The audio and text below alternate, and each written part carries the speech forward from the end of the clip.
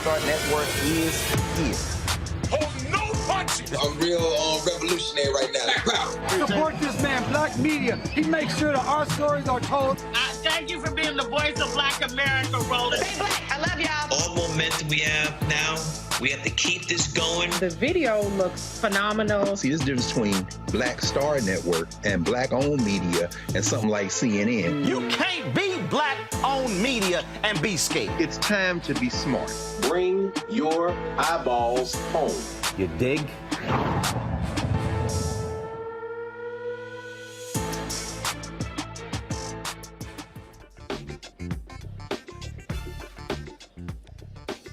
Today is Thursday, August 4th, 2022. Coming up on Roland Martin Unfiltered, streaming live on the Black Star Network, live from Las Vegas, the site of the NABJ-NAHA National Convention. Today, the DOJ announced 4 officers involved in the killing of Breonna Taylor. They have been arrested and will be tried on civil rights violations. We will talk with attorney Ben Crump, also Tamika Mallory of Until Freedom, about this important breaking news story. WNBA star Brittney Griner is found guilty today in Russia and sentenced to 9 years in prison. We'll talk with Debbie Jackson, Griner's high school basketball coach, about this decision. The U.S. has officially declared monkeypox a public health crisis. We'll talk with Dr.Taison Bell on the way about the Keeping You Safe as cases rise. Also, Congressman Charlie Crist is running for the Democratic nomination for governor of Florida. He joins us on the show to talk about his plans if he gets back in the governor's mansion. Folks, there's a lot we're covering today. It is time to bring the funk on Roland Martin Unfiltered on the Black Star Network. Let's go. He's got it. Whatever the miss, he's on it. Whatever it is, he's got the scoop, the fact, the find. And when it breaks, he's right on time and it's rolling. Best believe he's knowing. Putting it down from sports to news to politics. With entertainment just for kicks, he's rolling. It's on go, y'all. It's Roland Martin, rolling with Roland now. He's funk, he's fresh, he's real, the best, you know he's Roland Martin now.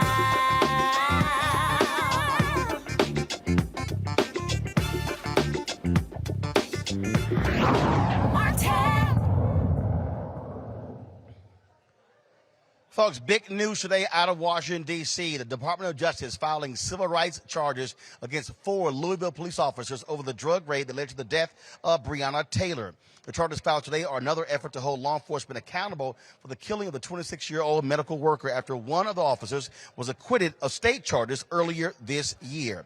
We're going to show you in a moment the announcement from Attorney General Merrick Garland as well as Kristen Clark, who heads the Civil Rights Division of the Department of Justice. Attorney Ben Crump is about to hop onto a plane right now to fly to Las Vegas, where he and I will be together for a screening of his documentary on Netflix. Ben, I know you're about to hop on this plane. Just share with us just your initial thoughts of this decision by the Department of Justice to hold these cops accountable. This is a huge, huge decision. Roland Martin is historic in every sense of the word.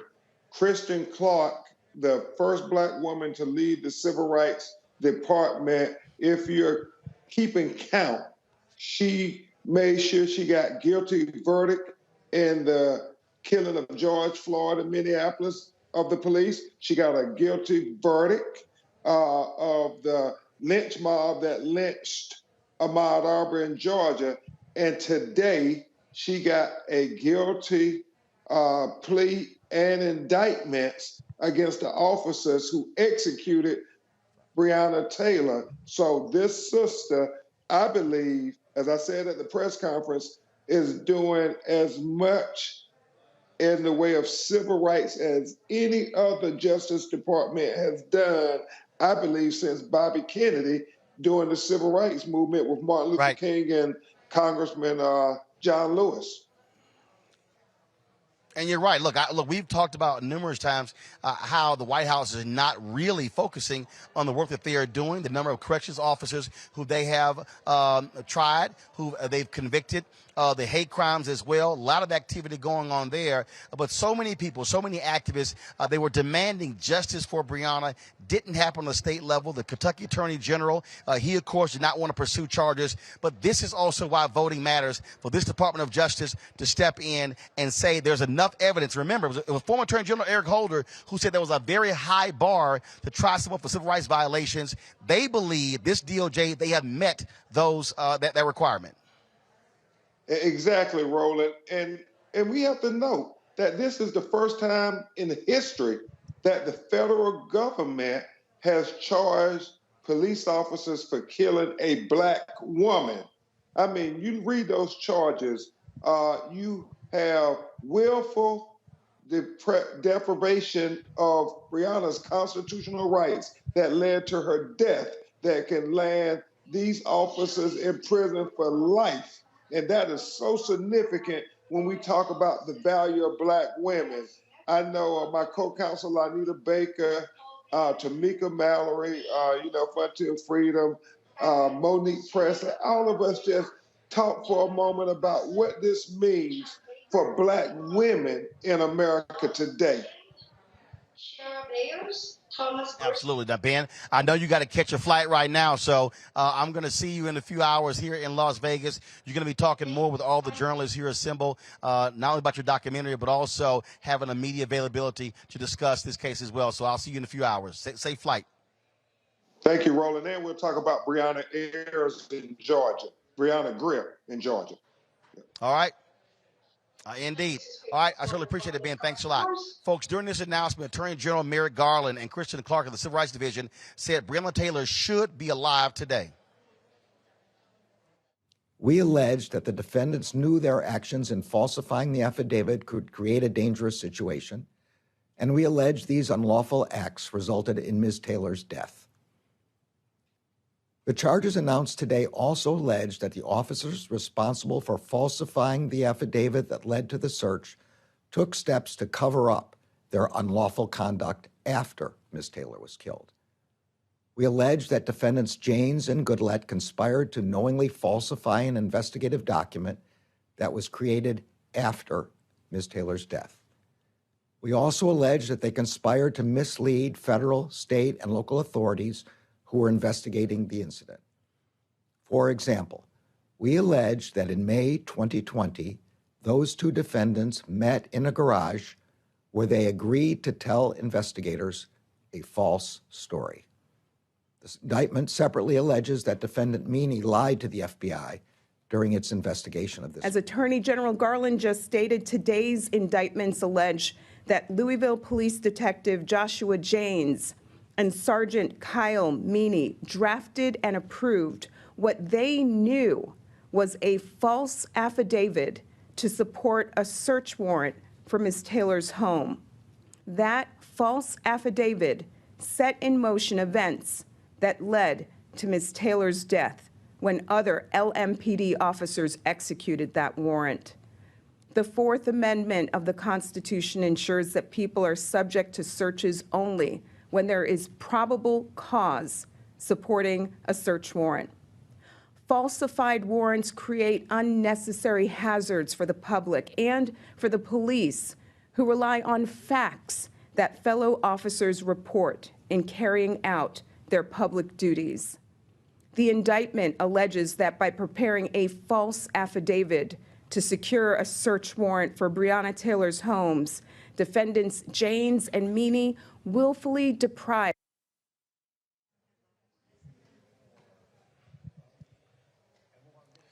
Joining me now, Tamika Mallory, co-founder of Until Freedom, Samil Trivedi, senior staff attorney for Criminal Law Reform Project, the ACLU. Glad to have both of you with us. Tamika, first of all, y'all spent a whole lot of time in Louisville on the ground, working with Breonna Taylor's family, rallying folks there, demanding justice. Your thoughts on today's DOJ decision?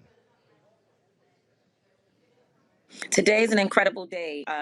It's validation for us that we were not crazy, that we are not crazy, and that Breonna Taylor, her life mattered, and it matters still today. Roland, at some point you were probably the only person willing to continue to keep the coverage of what we were doing here in Louisville alive. There were days when we didn't have cameras, we didn't have people out here covering our work, but we're very committed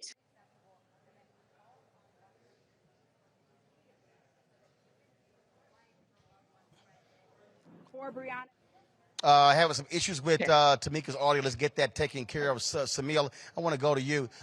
When you go through these charges, Samil, they are showing, and we talk about this all the time, what happens when cops lie. That's right.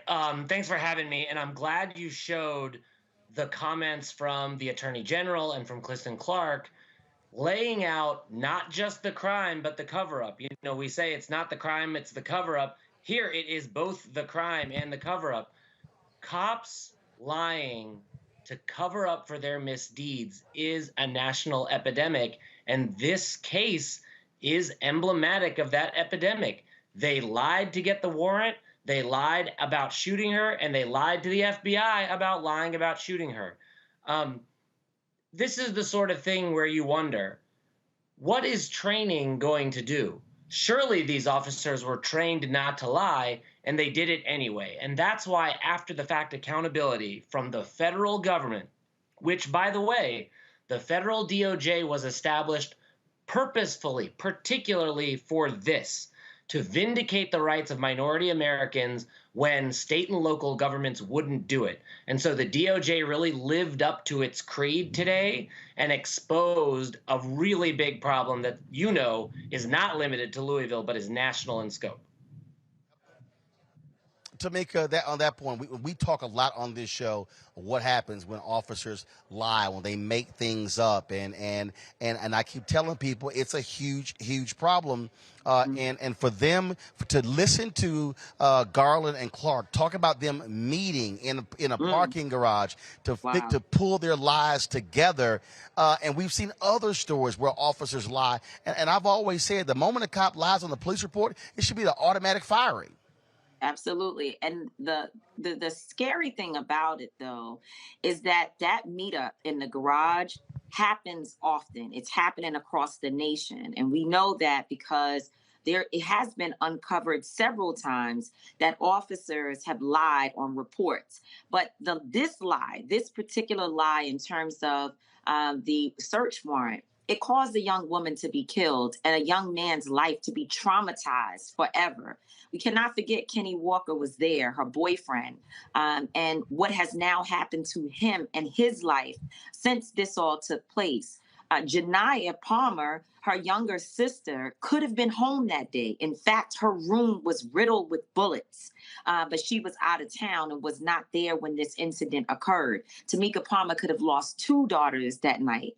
It's really tragic. And today is so important because there were naysayers, people who told us that Breonna Taylor was a criminal, and that, you know, she had no business, or that Kenny had no business firing a shot, that he fired at police. He didn't fire at police. He fired at criminals. He fired a warning shot at people who were at his door that had not announced themselves, and they had lied to get the ability to be there in the first place. And so this is vindication for our movement. It's vindication for Tamika Palmer and Breonna Taylor's family. And we need more of this. And we have to protect Kristen Clark at all costs, because just like there are people who love and appreciate what happened today, and all she did was her job. She didn't do a favor. She didn't do anything, that is illegal. Mm-hmm. She did her job. And we know that just as much as there are people who appreciate the work that was done with the Department of Justice, there are people who hate it as well. There's a report that is going around talking about the amount of white supremacists who are in law enforcement, infiltrators within law enforcement. And law enforcement includes the Department of Justice, by my estimation. So this is a very important day, but it also brings up a lot of the sickness, the illness that is embedded in our system. And Samir, one of the things that Keith Ellison, the Attorney General of Minnesota, said a couple of weeks ago at the Rock Nation Social Justice Conference, he said we need to continue to see more protests because that puts pressure on those DAs and prosecutors to do their job. And the reality is this here. There were continuous protests. The story was dying out. Tamika and Linda Sarsour and Tiffany Lofton and others, they were there joining with Black Lives Matter and others on the ground, and they were getting criticized for it. But what people need to understand, this is why protest, mobilization, organization matters, because it keeps the stories alive and it puts the pressure on the feds to also step up and to truly investigate. Mm-hmm. That's absolutely right. We like to think of these actors as detached robots. They are people who respond to pressure, political pressure. They are political animals. They're elected. They respond to elections. It is absolutely right that protest and getting in the streets and making your voices heard impacts how we implement criminal justice. Just for example, in this case, Attorney Crump mentioned the Attorney General of Kentucky fully botched the original investigation and then tried to bury the grand jury testimony so no one could find out how badly he botched the initial investigation, right? It was public pressure that got that released. And then, as you say, it was public pressure that got the current president elected so that we could put in a DOJ and a head of civil rights division like Kristen Clark, who would respond to that pressure in the right way. And this is the right response. Yeah. And if I could just jump in on the last question for you, to make a last question for you, I want you to speak to that, but also this. We talk about why elections matter, and it's a bunch of people out there who are sitting at home right now. They're frustrated. They're saying, you know what, we don't like what Biden has done thus far, what Democrats have done thus far. This is what we know. If this was the Donald Trump Department of Justice, we would not be having this conversation right now. And what we're dealing with now going into November is that we're seeing local DAs, progressive DAs who are on the ballot, and it matters to get them in office as well. And so people have to understand, you may not have everything that you want, but trust me, there is a counter to what the current DOJ, because if it was the Barr DOJ or the Jeff Sessions DOJ, we would not be having any accountability for police officers. Absolutely. I mean, elections matter. And there are many people who challenge us every day. Why did we support Joe Biden? And of course, you know, he wasn't my top choice. And you and I discussed this many times. But we knew that we were looking at an imminent threat in the re-election, the possible re-election of Donald Trump. Let me just say, though, on this Daniel Cameron piece, it is so important for us to underscore what happened here. It's not just a botched investigation. He lied. Daniel Cameron has actually committed criminal acts because the jurors who sat through his presentation, the presentation by his office in this case, they came forward, if we remember, to say that they were never presented with charges for the murder of Breonna Taylor, that they never had an opportunity to bring charges against those officers, and that if they were presented with anything of the sort, they would have used it as an opportunity to bring these officers up and to get accountability for these officers.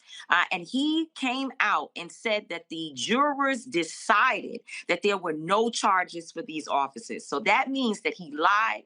He is an obstructionist. He did not want to see. I mean, you look at all the details that the Department of Justice found, and you're telling me that the Attorney General, who was in the same state, was unable to find anything. It has been public record, Roland, that the warrant it was not true, that the information in the warrant was untrue, right? Because the first story they told was that the postmaster said that Jamarcus, I think his name is Jamarcus, the young man who was the sort of the center of this entire situation, that he was receiving packages at Breonna Taylor's house, that she was getting several packages and that they were suspicious. But what we know is that the postmaster came forward after that report was released saying that they had not in any way determined that suspicious packages were being delivered to Breonna's house.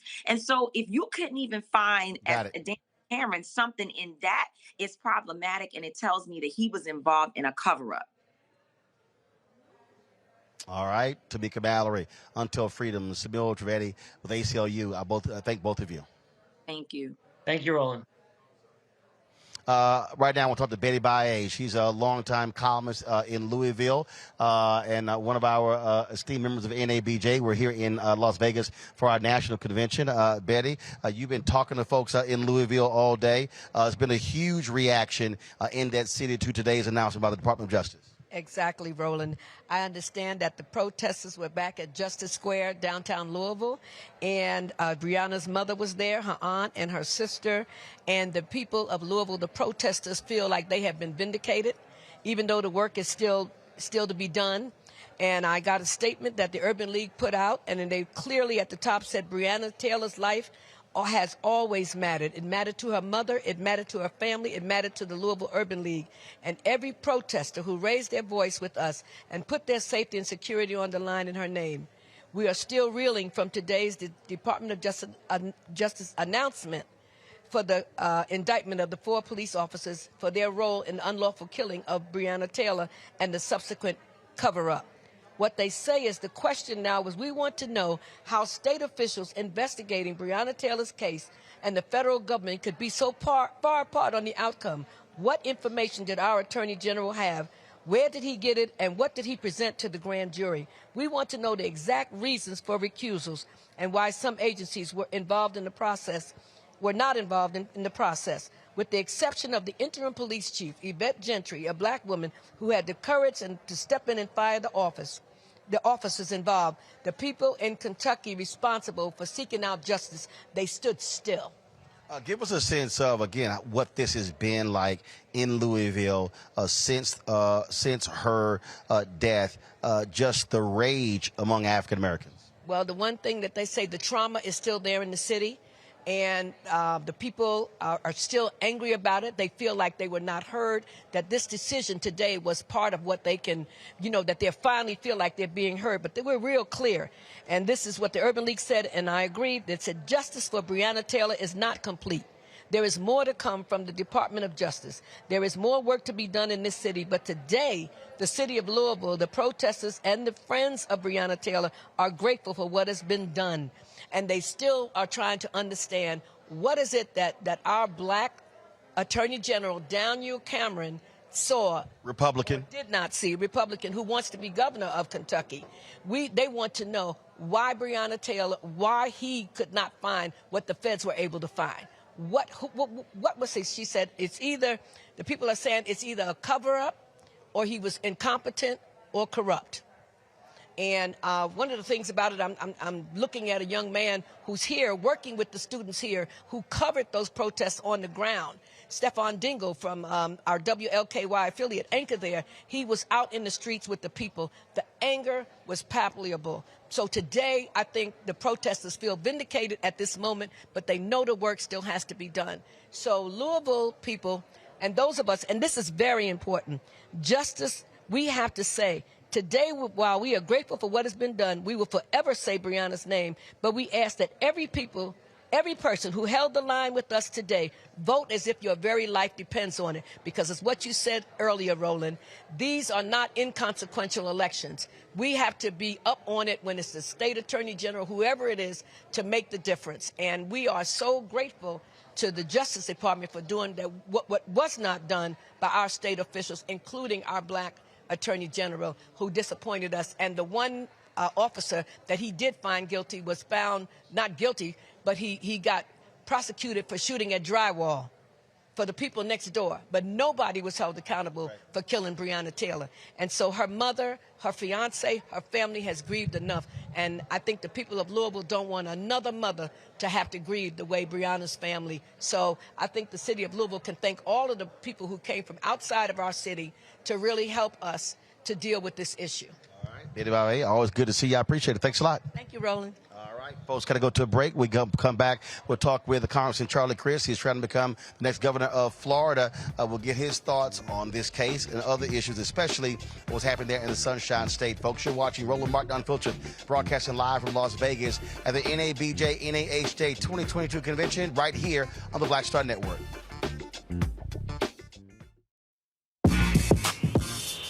When we invest in ourselves, our glow, our vision, our vibe, we all shine. Together, we are Black beyond measure. Pull up a chair, take your seat. The Black Tape with me, Dr. Greg Carr, here on the Black Star Network. Every week, we'll take a deeper dive into the world we're living in. Join the conversation only on the Black Star Network. When we invest in ourselves, we're investing in what's next for all of us. Growing, creating, making moves that move us all forward.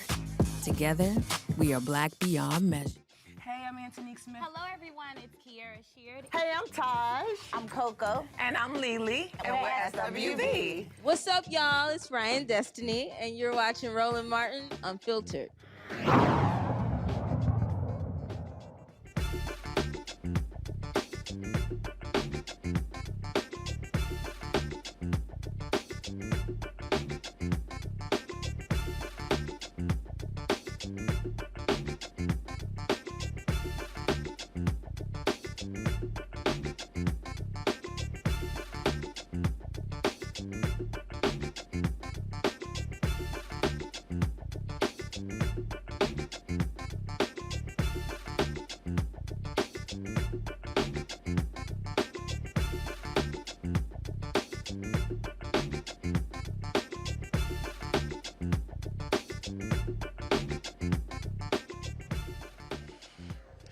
Folks, we continue to tell you on this show, state elections matter. In Florida, that is certainly the case.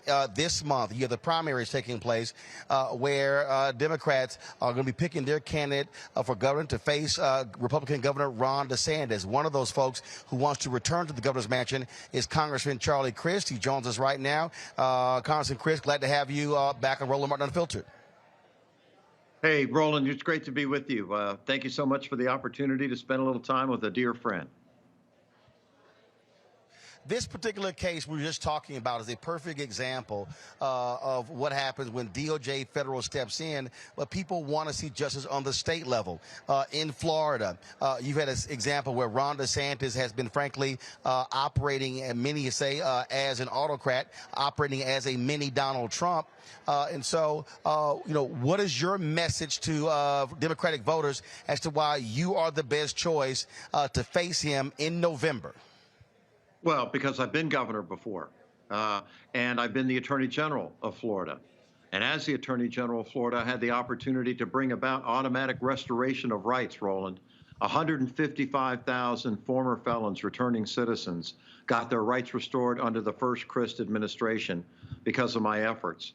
I believe in fairness, and I believe in fundamental fairness. You know, it's called doing the right thing. I wear these yellow wristbands every day. I don't know if you can see them, but it talks about a rule that's very important. We see them. Yeah, it's called the Golden Rule. And the wristband says, practice the Golden Rule every day. Do unto others as you would have done unto you. And that's why I'm running for governor. We have a governor right now who only cares about himself, only cares about running for the Republican nomination in 2024, and has forgotten our beautiful Florida in 2022. And that's why we're going to turn Florida blue in 22, and I can't wait to get there. But it's a real issue, and that is, frankly, the Democratic Party in Florida is a mess. This used to be a blue state. It went purple. It's gone red the last several cycles, and you've had Democrats have had issues there trying to mobilize. You've lost significant support among Latinos in that state. How are you going to fix that problem? Well, we got a great new manager for our party, our chairman, rather, Manny Diaz. He's doing a wonderful job pulling people together, working all over the state, and bringing folks together to do what we need to do in Florida to have the organized, unified, coalesced Florida Democratic Party. We're going to have the greatest coordination effort in the history of Florida for get out the vote opportunities. Val Demings, you know, wonderful colleague of mine in the House now, is going to be our next United States Senator. We're working together to do everything we possibly can to make sure that Democrats win this time. And the Republicans are only helping us. Look what happened in Kansas this week. Kansas. Red, I mean really red, Kansas. And they stood up for women, their right to choose, did the right thing. I think that's a canary in the cave, and that's an indicator of what's going to happen in November. And remember this, Roland, this governor, DeSantis, got elected by the smallest margin in the history of Florida for a governor's race, 0.4%. That's it. And so he's like an accidental governor, to be honest with you. Now, listen, nationwide on Fox and the Republican outlets, they think he's wonderful. Well, we don't think he's so wonderful in Florida. That's why I'm leading him in the polls right now. One of the things that has happened, you look at DeSantis when it comes to critical race theory, when you look at him saying that math books have CRT in it, you look at right now, teachers are literally confused about what they can even teach. One of them came out publicly talking about this 3-day class they had to go through, and they're just befuddled as to can they actually teach American history, because you got Republicans who wanted to deny the reality of Jim Crow and slavery. And so how how are you going to get that voter to say that matters, that's an issue that is important to them?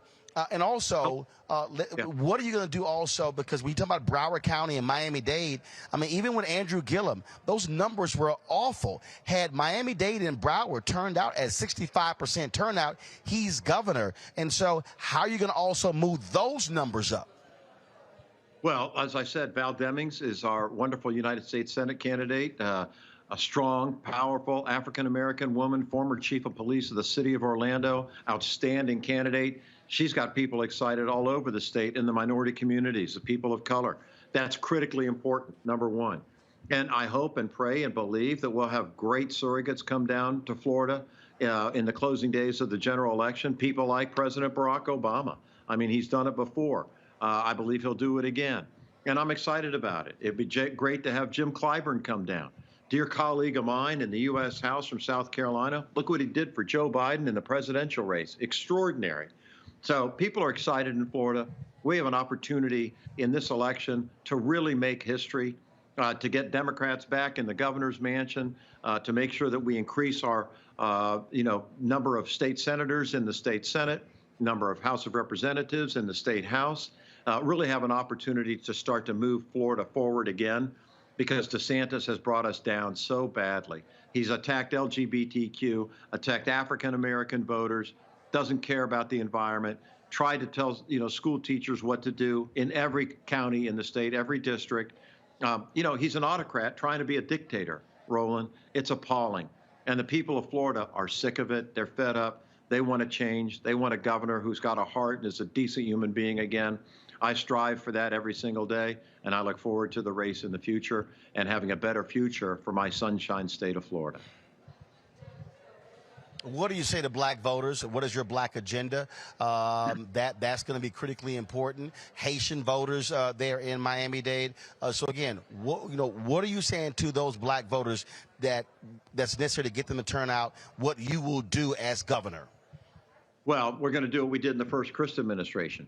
I'm the last governor of Florida who appointed an African American to the Florida Supreme Court, Justice James C. Perry, a great jurist. During my administration, the first time, we had about 21% of our administration were African Americans. Very proud of that. In addition, I named the Secretary of the Department of Corrections, Walt McNeil, African American secretary, did a great job. Another one, dear friend of mine who's a pastor now here in my hometown of St. Petersburg, Frank Peterman, appointed him as the Secretary of the Department of Juvenile Justice. These are just a few of the things that we did when I was governor the first time. And I'll do them again, and I'll do even better. We will make sure that the representation in the second Crist administration is second to none when it comes to minority representation. And as I said earlier, now that's representation. What about policy? That's representation. What about policy? Well, those people are going to make the policy, Roland. They're going to be the secretaries of those departments. It doesn't get any more important than that. That's why it's significant. That's why it's important. And it's done out of respect because of how I was raised with my three sisters by my mother and father here in St. Pete and my Methodist church. It's called doing the right thing. And it's called a Florida for all. We're one of the most diverse states in America. Thank God for that, literally. And I think that we need to show that in a new administration, unlike the one we have right now, where all people are represented. And as our slogan says, we will again have a Florida for all.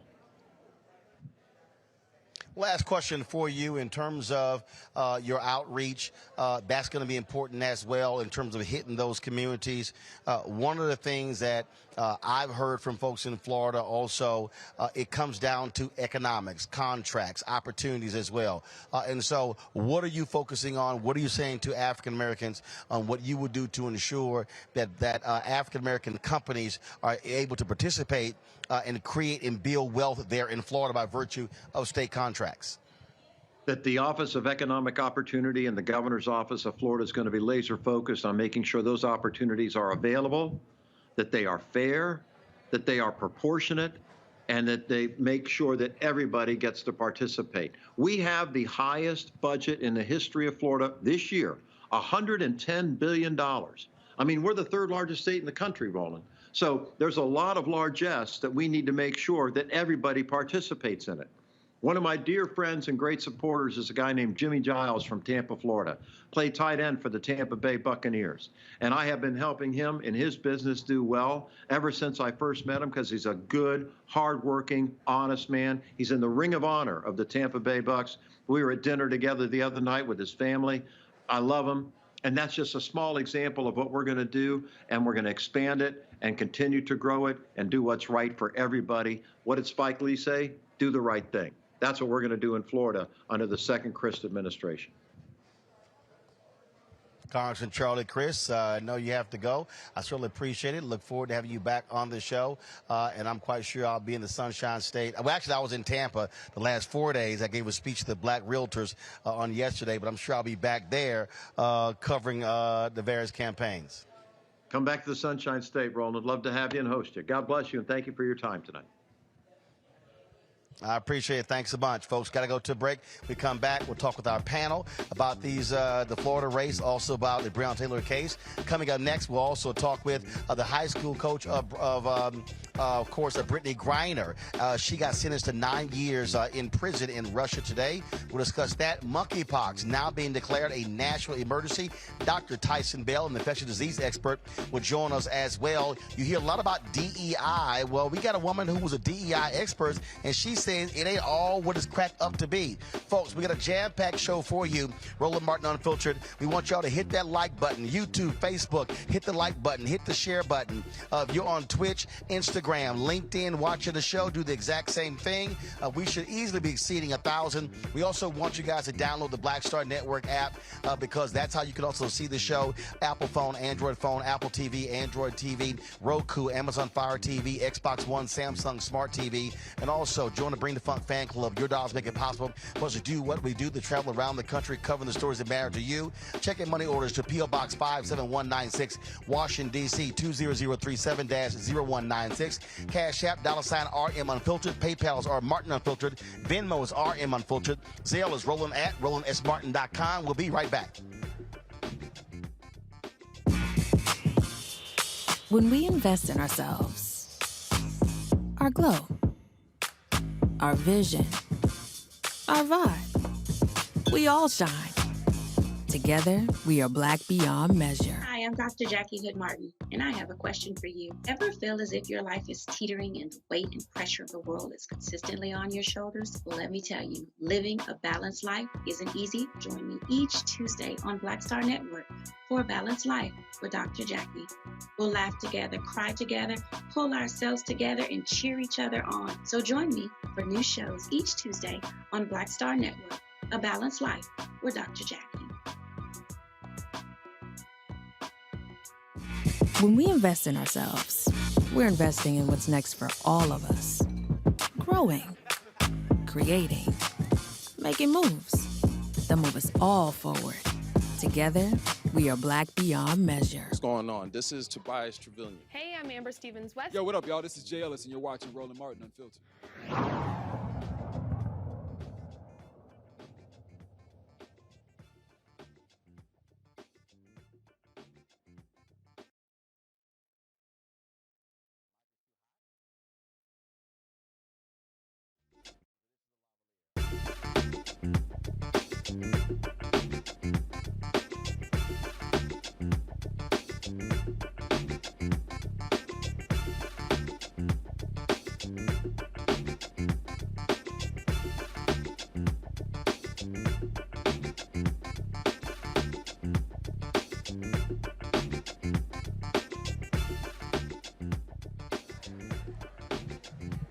All right, folks, welcome back to Roland Martin Unfiltered. Let's bring in our panel. Erica Savage, founder of the Reframe Brain. Dr. Greg Carr, Department of Afro-American Studies at Howard University.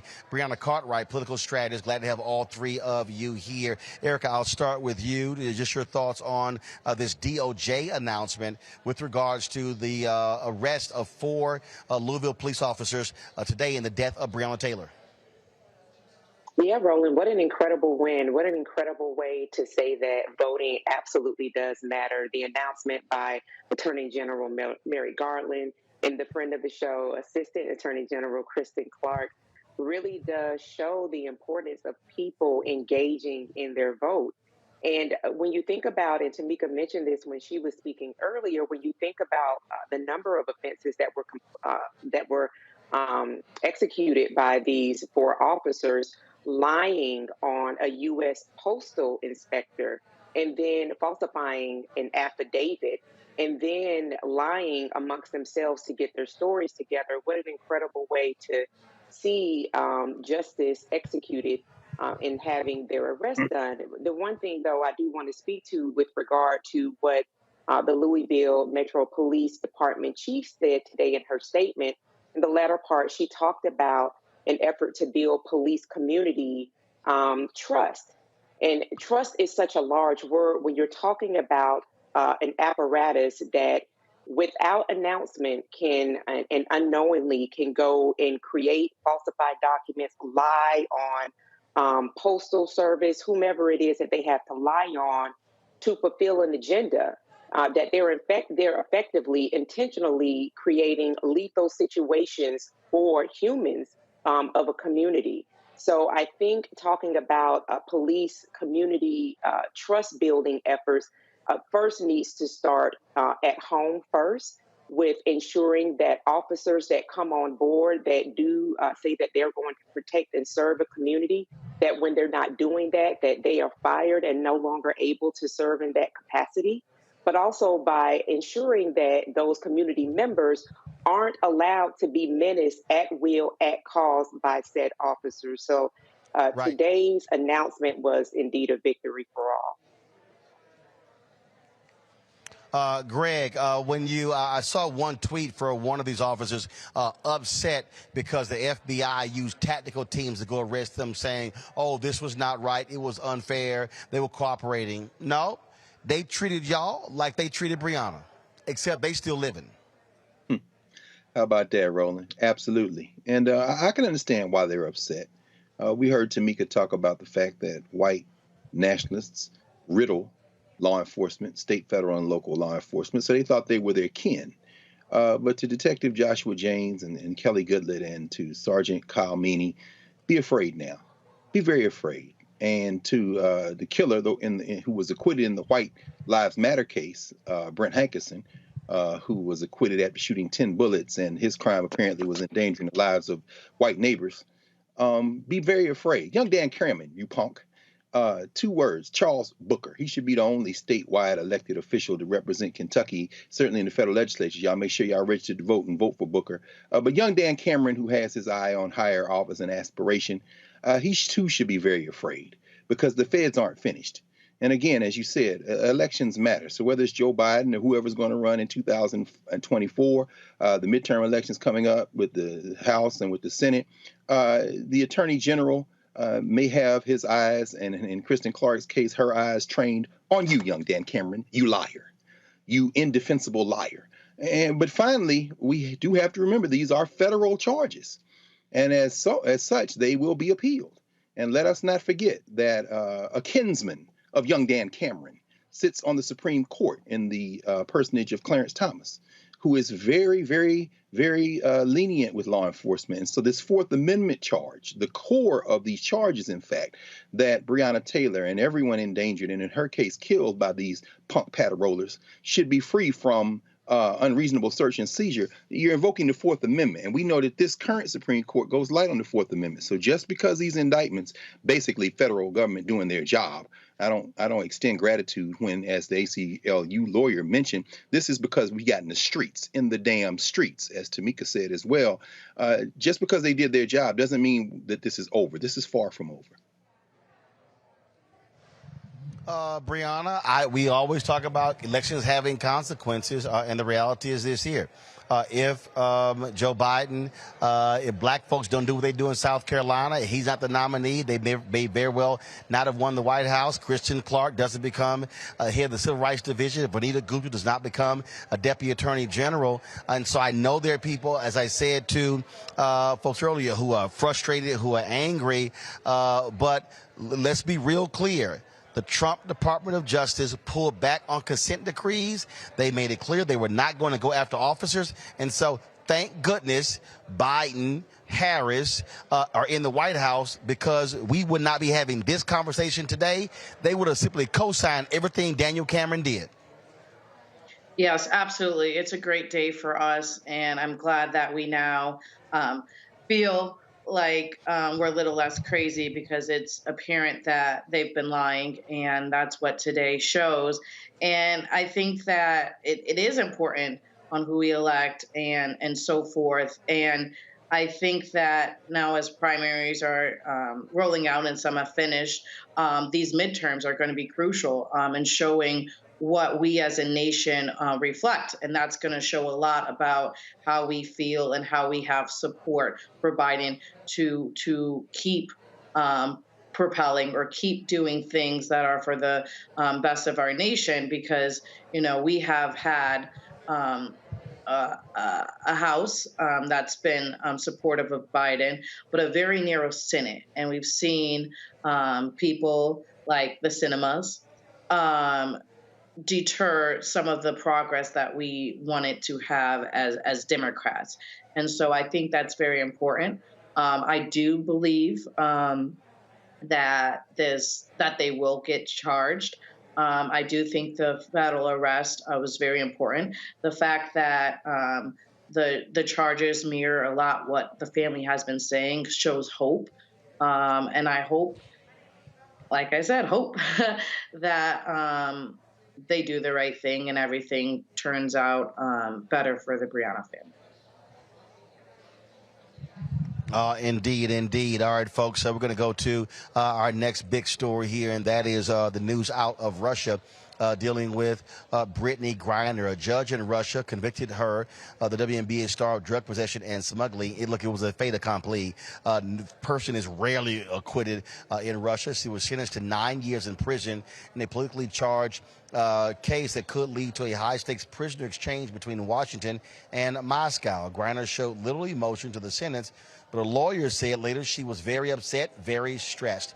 President Joe Biden issued the statement about the verdict. He said today American citizen Brittney Griner received a prison sentence that is one more reminder of what the world already knew. Russia is wrongfully detaining Brittney.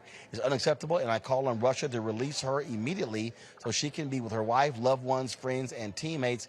My administration will continue to work tirelessly and pursue every possible avenue to bring Brittney and Paul Whelan home safely as possible. Now, Griner had told the court she had no intention to break the law by bringing vape cartridges with cannabis oil when she flew to Moscow to play basketball in the city, in one of the cities there. Debbie Jackson is Griner's high school basketball coach. Debbie joins us now. Debbie, glad to have you here on Roland Martin Unfiltered. It has to be maddening for friends and loved ones of Brittney Griner to see what she is going through now in its 6th month. Well, it's really heartbreaking, starting with February 17th when she was stopped in the Russian airport. And then the decision today is frustrating. It saddens me. But I expected it just from what I know of the Russian judicial system, which is so different from ours. 99% of all cases in Russian courts are found guilty. And the Russian prosecutor was asking for 9.5 years. So I was very sad to hear it. I was trying to be optimistic, but I expected that. There's been a lot of criticism of the Biden administration, wanting them to do more in this case. But what you have going on is a war with Ukraine between Russia. And so Brittney Griner is sort of caught in between that because you have Putin using her, frankly, as a pawn in this back and forth with the U.S. And so is there more that you want or have wanted the government to do? Or have you taken this simply as a matter of we just have to wait this thing out and hope this prisoner exchange is actually going to do the trick? Well, I'm going to have to trust the government and President Biden on his word that they're going to do everything possible to facilitate a prisoner exchange. I hope that's true. It took a long time to hear anything from the State Department, and finally Secretary Blinken did come and say that they had made proposals to Russia, which gave me some hope that the government really was trying to help Brittney. It's just such I fear that Russia will drag this out for as long as possible. They want to use it as leverage to get as much as they can. They really have no concern for rights there. So it's almost an unwinnable situation for Brittney. And I just hope that we are doing everything to get Brittney and any other American citizen wrongfully detained, such as Paul Whelan, that they can come home to their loved ones and their families. You know, this is, again, and this has to be hard on folks like you who coached her, and just to see these videos and see these images of her behind bars. It's terrible when they bring her into the courtroom and then she has to go into a cage like she's a serial killer. When she has been so helpful to the Russians as far as establishing women's basketball, it's because of her and her team that Russia has won the last 5 European league championships. And she's really admired by the citizens of Russia for her skills and thought of very highly. It's just a shame that she's become a political pawn for a dictator that has no concern for human rights. Indeed. Well, it is. We certainly hope this story is going to have a conclusion soon, a happy conclusion that Brittney Griner will come home. But again, no one can predict what Vladimir Putin is going to do, especially with his hatred of the United States supporting Ukraine. Yes, we'll pray that she gets home sooner rather than later. All right, Debbie Jackson. Again, Brittney Griner's high school basketball coach. We certainly appreciate you joining us here on Roland Martin Unfiltered.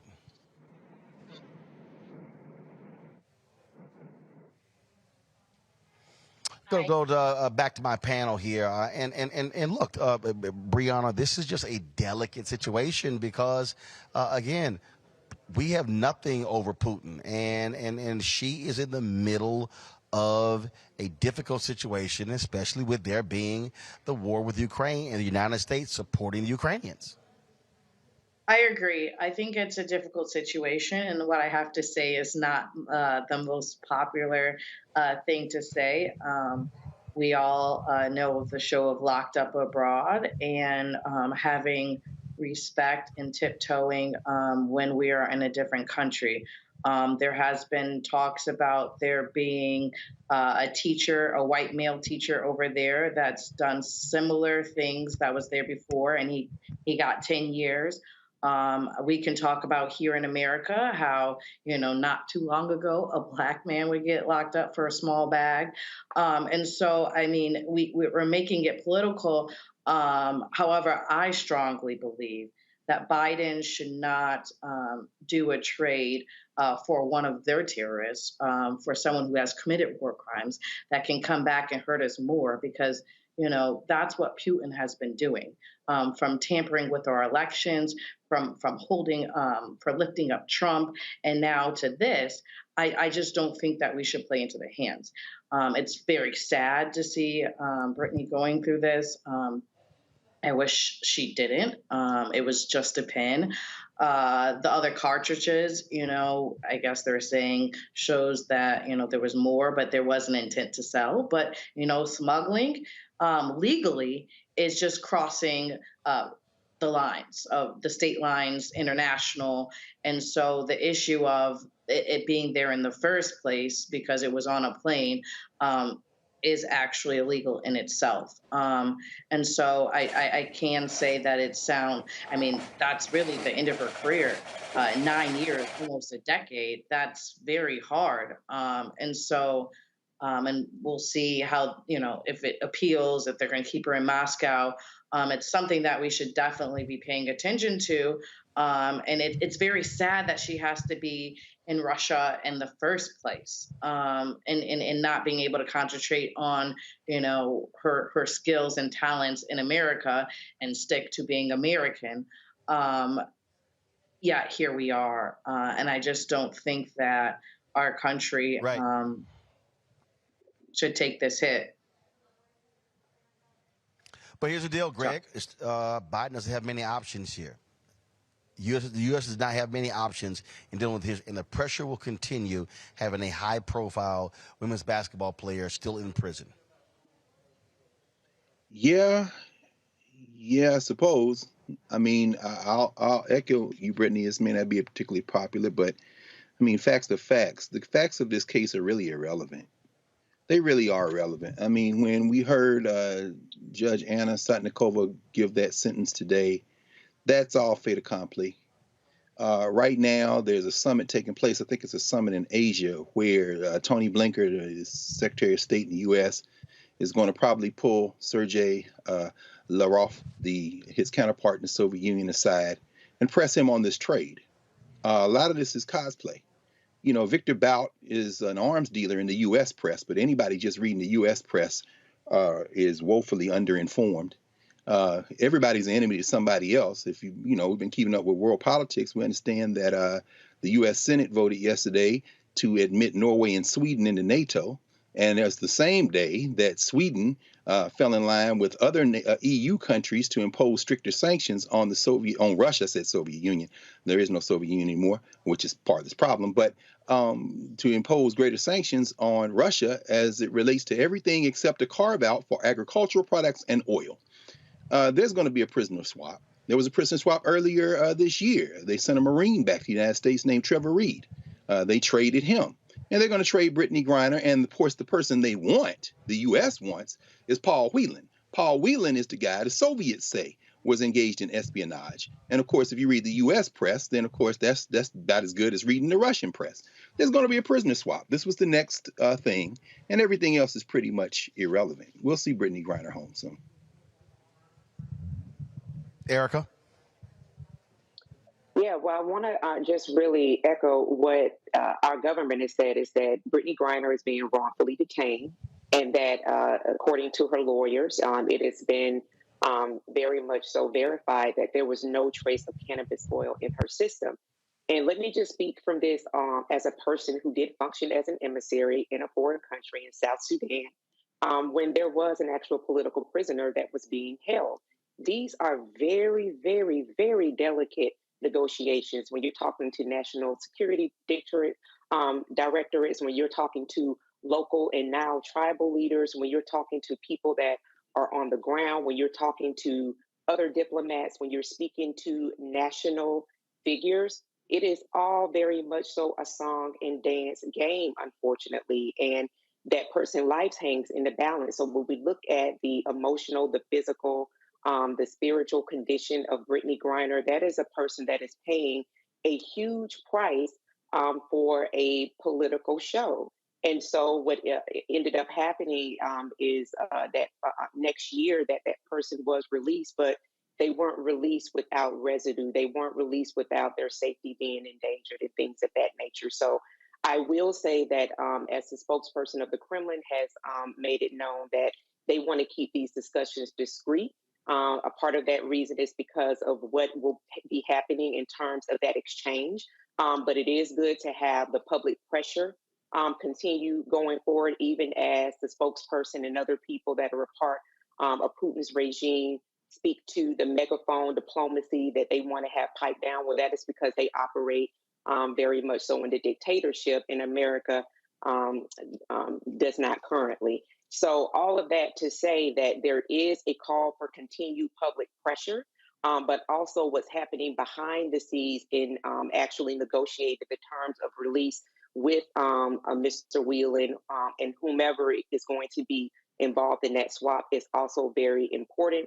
It's very tedious. It's very hush-hush. And it's something that I've not spoken publicly about because of the delicacy of all that happened. And then eventually after that person was released and their family had to relocate a couple of times. So very much so want people to always bear in mind that our government is saying that Brittney Griner is wrongfully detained, that this is a human being, and that anybody that is being used as a political pawn, believe me, the suffering that they are enduring is incredible.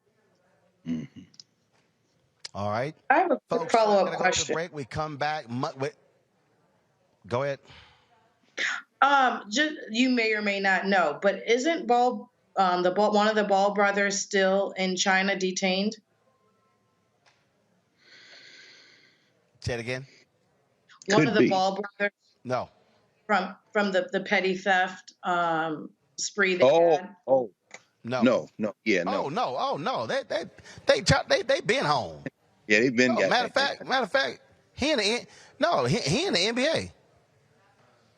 Okay. I thought This, that for 2 years. They've been home. Okay. No. They've been home. They were home shortly after that. I don't even think they spent 2 weeks there. Yeah, no. So, they've been home. All right, folks, hold tight 1 second. I got to go to a break. We come back. Monkeypox now declared a national emergency by the Biden administration. What does it actually mean? Are we literally seeing this thing go out of control? Dr.Taison Bell, infectious disease expert, will join us next on Roland Martin Unfiltered. Also, you keep hearing the phrase DEI, diversity, equity, inclusion. Is it really having a difference, or is it bullshit? We'll discuss with an expert right here on Roland Martin Unfiltered on the Black Star Network. Sexy to me is the exact same feeling as running water, ever flowing. Water always finds a way to get through. And so when you know that you're sexy, there are no questions about it. It is an ever-flowing emotion. It is an ever-flowing feeling. When you question it, though, you stop the water. I struggle with this a lot, mainly because I've been told what sexy should look like, what it should feel like. As a model who did Sports Illustrated, you're told that this is what sells sexy, but then you travel the world and what's sexy to one person is not sexy to another person. I'm more of a mindfuck kind of person. How can you stimulate the brain? To me, that's sexy.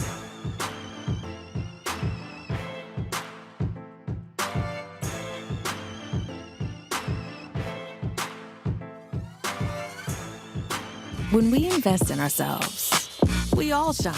Together, we are Black beyond measure. We're all impacted by the culture, whether we know it or not. From politics to music and entertainment, it's a huge part of our lives, and we're going to talk about it every day right here on The Culture with me, Faraji Muhammad, only on the Black Star Network. When we invest in ourselves, we're investing in what's next for all of us. Growing, creating, making moves that move us all forward. Together, we are Black beyond measure. Hello, everyone. It's Kiara Sheard. Hey, I'm Taj. I'm Coco. And I'm Lily. And we're SWV. What's up, y'all? It's Ryan Destiny, and you're watching Roland Martin Unfiltered.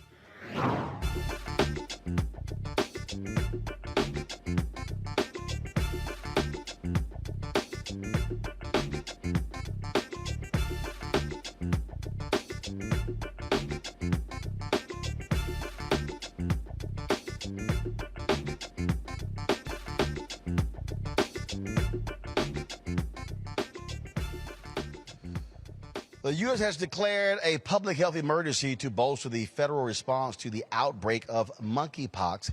Already has infected more than 6,600 Americans. The announcement by the Department of Health and Human Services frees up federal funding and resources to fight the virus, which may cause fever, body aches, chills, fatigue, and pimple-like bumps on many parts of the body. Joining us right now is Dr. Taison Bell, critical care and infectious disease specialist at the University of Virginia in Charlottesville, Virginia. Glad to have you here, Doc. So how in the hell did we get here where now we're dealing with monkeypox? I know it's one thing on top of the other, and we were already sick of COVID 2+ years in, and now another public health emergency. But essentially, what we're seeing is the monkeypox virus, or the virus that causes monkeypox, has found a way to infect more people than usual. This has been a disease that's been known to people who are working in West Africa, Sub-Saharan Africa, but it's made a jump and it started to infect the populations in Europe and the United States. And for that reason, it's got the attention of officials, and cases have been going up. And I think it was the right call to declare a public health emergency so that you can gather resources to attack it head on. Okay, so I saw a message earlier today, and that was someone who was coming here to Las Vegas for NABJ, but chose not to when this report went out. Let me see if I can pull it out. It said, as of August 1st, there are 23 probable and confirmed cases of monkeypox in Clark County and the Southern Nevada Health District, is looking to keep a handle on the situation. But the thing is, this is what it says. It says the good thing is that the monkeypox signal is relatively low and it is coming from strategic manholes that service segments of the Las Vegas Strip and from at least 1/15 wastewater treatment plants. Okay, so where's it coming from? And because I'm seeing some reports that say you can catch it only with skin-to-skin contact. So how do we truly protect ourselves? Right. So really good question. So monkeypox can be detected in the sewage just like COVID can, but the primary mode of transmission looks to be skin-to-skin contact and sexual activity. Now, it can spread other means. It can be on bed linens, for instance, and other surfaces. It can be spread by respiratory droplets. But the primary mode is going to be direct skin-to-skin contact and being in prolonged activity with somebody face-to-face for a long period of time. So the main ways to protect yourself, luckily, we haven't had an explosion of monkeypox to the extent that it's infecting many different kinds of populations like we saw with COVID. It can affect anyone. Let's be clear about that. It's an equal opportunity virus, but it has been predominantly seen in the LGBTQ community and specifically men who have sex with men. So, if you're a member of that community, I think it makes a lot of sense to take extra precautions right now to make sure that you're safe. So what do we do? Do we not hug people? Do we fist bump? And if you're an individual, how do you detect it? What are we looking for? Right. So I don't know about you, Roland, but I have not been spending a lot of time in other people's faces in general because I don't want to catch COVID, and we're in the surge of that right now. Now, this is not as easy to transmit as COVID. So if there's anything that can be said that's good, it's that it's much harder to transmit than COVID itself. It's, the aerosols, that's not merely a primary mode of transmission. Now, the symptoms to look out for, there are many, unfortunately, but some of the ones that have been, publicized and seen on TikTok videos and stuff are skin lesions. So, that is one aspect of this virus that presents differently than some of your usual sort of viruses that you can contract. Other than that, fevers, chills, muscle aches, those are very generalized sort of symptoms. But the appearance of the lesions and skin rashes really should be a clue to get checked out.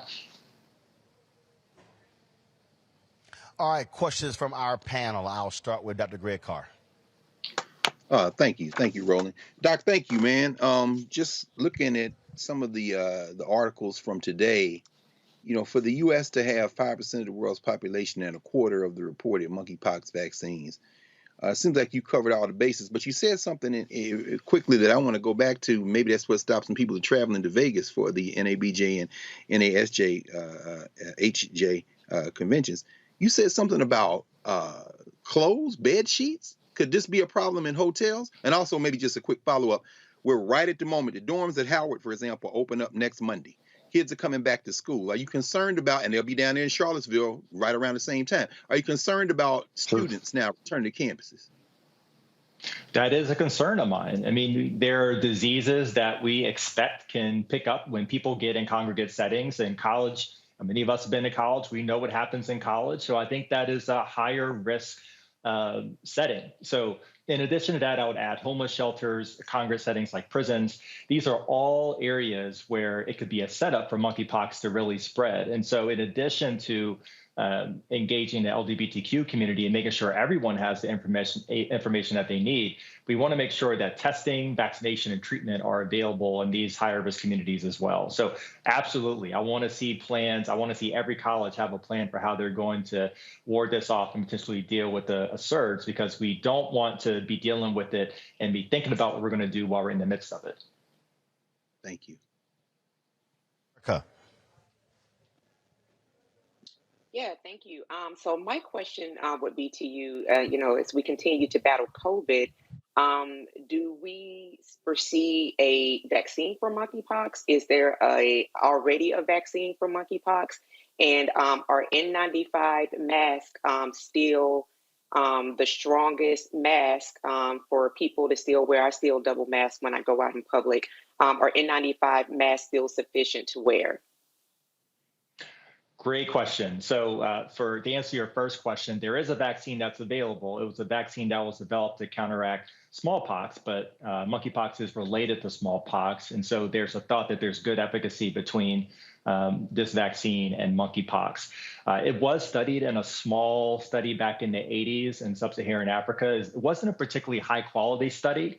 So we need to do more studies to make sure that the vaccine is as effective as it was reported to be in the 80s, the mid 80s or so. But this is what's available. In addition, TPOXX is available as a treatment for people who have been exposed or have early course of disease. So, there are some treatments that are available. As far as your question about respiratory droplets, I think an N95 is still a very good way to protect yourself and to make sure that, in that off chance that there could be transmission through respiratory droplets, just to backtrack, it's possible, but it is less likely because, this has been transmitted more so in this country through direct bodily fluid and body-to-body and sexual contact. Respiratory is possible. N95, for multiple reasons, because we're still dealing with the pandemic, is still the highest quality mask that you can wear to protect yourself from both of these. Breonna. Thank you so much for being here and answering our questions. I'll admit there's a lot I do not know about monkeypox. So I have a two-part question. One, why is it seen as more prevalent in the LGBT community? And two, what is the difference between, other than, the physical look, the difference between chickenpox and monkeypox? What does it do to our body and can we die from it? Really good question. So it's very important to just reiterate, this is not a gay male disease, although we are seeing gay and bisexual men bear the brunt of disease in this country so far.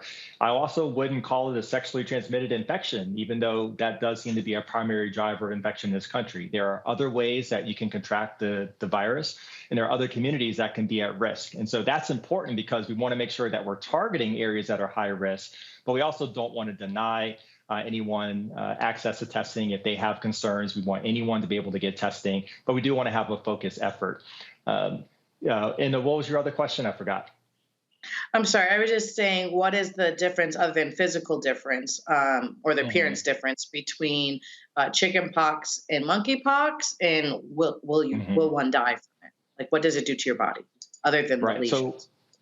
So luckily, in both cases, we have vaccine available for chickenpox, and so we haven't seen large outbreaks of that. These are different viruses that cause different kinds of disease, but again, both have skin manifestations. That's the pox part of chickenpox and monkeypox. They can cause these skin lesions that have these fluid-filled vesicles. So that is a feature that is common to both, but they are different illnesses.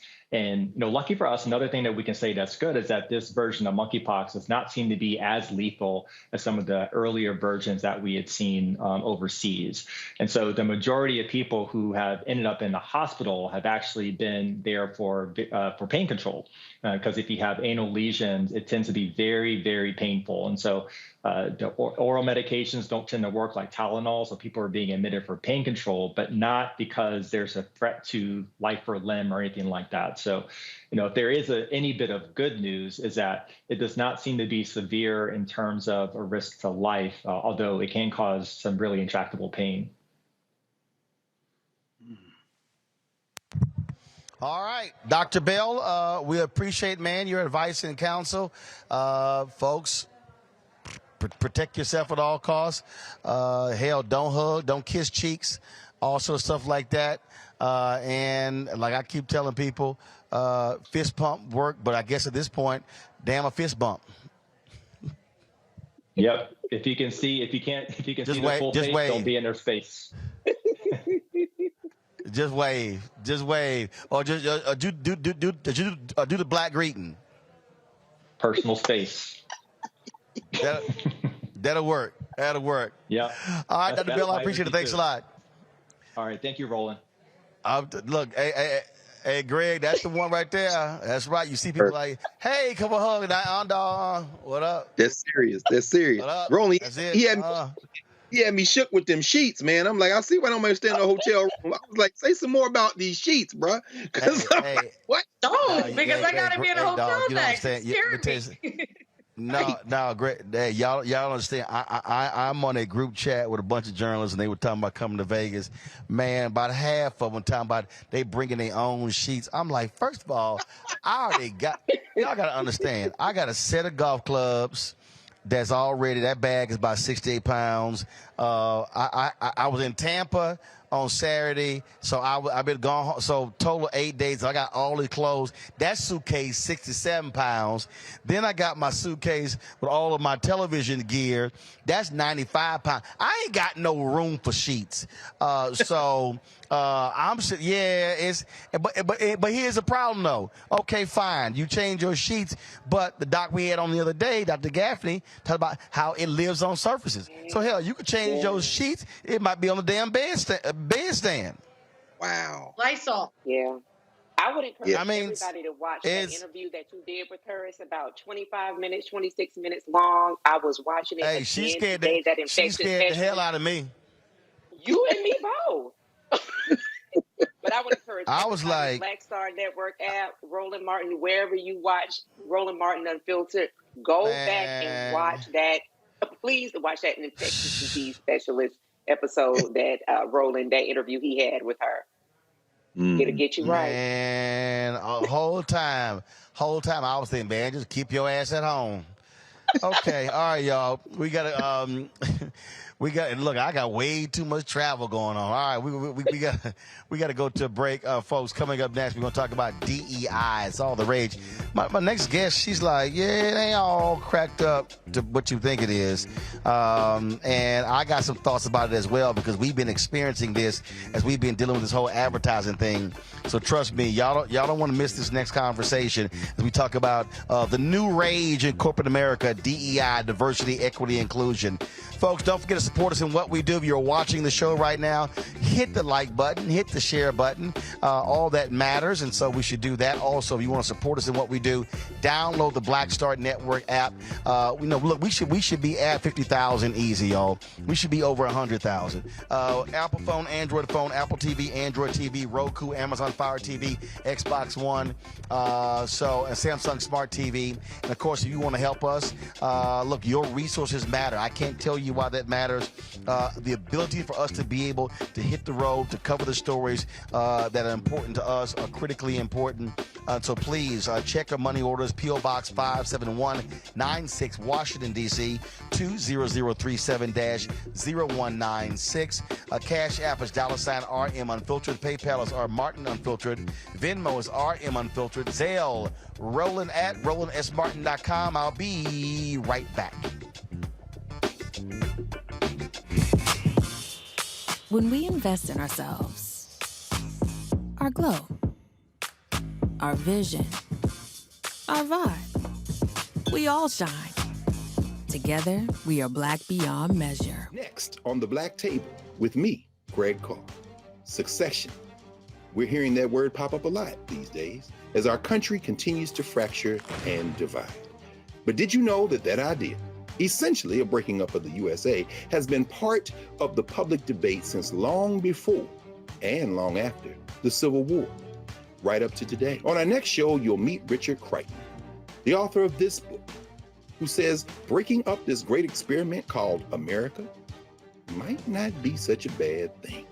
That's on the next Black Table, right here on the Black Star Network. When we invest in ourselves, we're investing in what's next for all of us. Growing, creating, making moves that move us all forward. Together, we are black beyond measure. I'm Angie Stone. Hi, I'm Teresa Griffin. Oh, Roland. Hey, Roland, I am so disappointed that you are not here, first of all. Where's our dance? It's like we get a dance in every time I see you. And so now you're not here for me to dance with, sir. You and your ascot. I need it.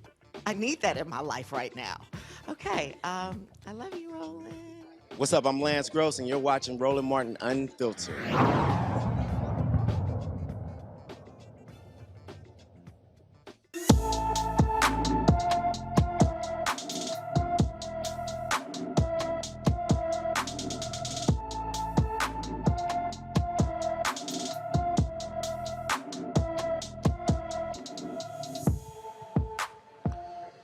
15-year-old Shamari Lewis has been missing from Miami Gardens, Florida since July 24th. She's 5 feet 6 inches tall, weighs 240 pounds, with black hair and brown eyes. Anyone with information about Shamari Lewis should call the Miami-Dade, Florida Police Department at 305-476-5423, 305-476-5423.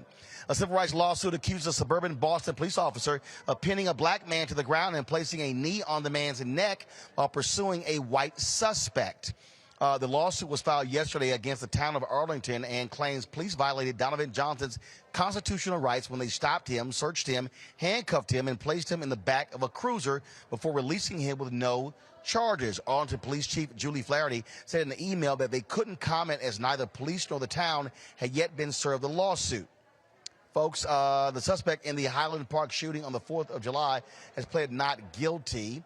Robert Cremo III is accused of killing 7 people and wounding dozens during a 4th of July parade in Highland Park, Illinois. He confessed to the shooting, as well as one in Wisconsin on the same day. Cremo was indicted by the Illinois grand jury on 117 felony charges related to the shooting. Lake County State Attorney Eric Reinhardt declined to state if Cremo could face additional charges, nor if his parents could be charged. Cremo will appear back in court on November 1st. Folks, in Georgia, Republican candidate Herschel Walker has agreed to a debate with incumbent Senator Raphael Warnock as they run for the U.S. Senate seat in Georgia.